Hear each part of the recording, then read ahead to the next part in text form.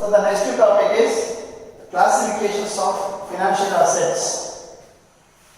Before that, we know about what is financial asset and what is known as physical asset.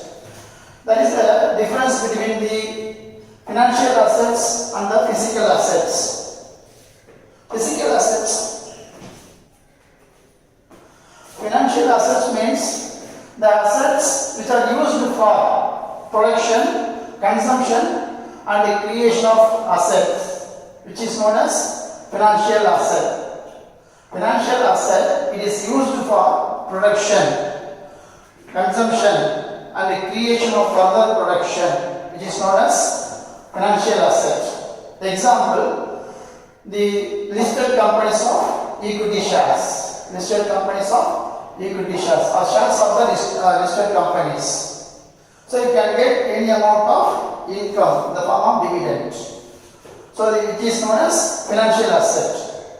In case of physical assets, it is not used for reproduction or it is not for production and it is not for further creation of asset.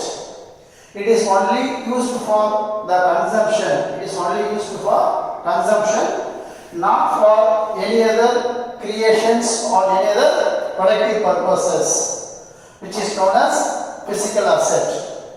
For example, land and building, silver, gold. These are the examples for physical asset. These assets cannot produce anything or these assets cannot be created for anything, but it can be used for only the consumption. So that is why this is known as physical asset. So there is a difference between the financial asset and physical asset.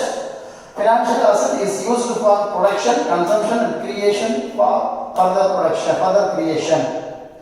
In case of physical assets, it is only for the consumption, not used for production and for the creation of further assets.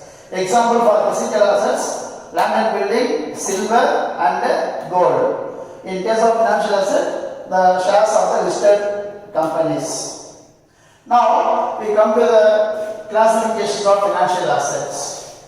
The financial assets are classified into two types, namely marketable assets and non-marketable financial assets.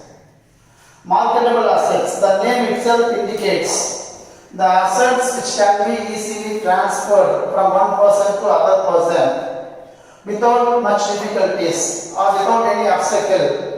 Such assets are called marketable financial assets. Marketable financial assets are which can be easily transferred from one person to other person without much difficulties, without any obstacles. Such assets are called marketable financial assets. Example, the shares of the listed companies, then government securities and public sector units bonds. The shares of the listed companies, securities of the government and the bonds of the public sector units. These are all easily transferred from one person to other person. That is why these assets are called as marketable financial assets. Second one, non-marketable financial assets. Those assets which cannot be easily transferred from one person to other person, such assets are called as non-marketable financial assets. Example, bank deposit, provident fund, pension fund, national savings certificate. That's all. Then the bank deposit, pension funds and provident fund. Then national savings certificates. These are some of the examples for the non-financial assets. Non-financial asset means, non-marketable financial asset means the assets which cannot be transferred from one person to other person. Such assets are called non-marketable assets. So with the end of this, the unit number 4, that is chapter number 4, that is the financial market. Financial market, page number 23 to 26.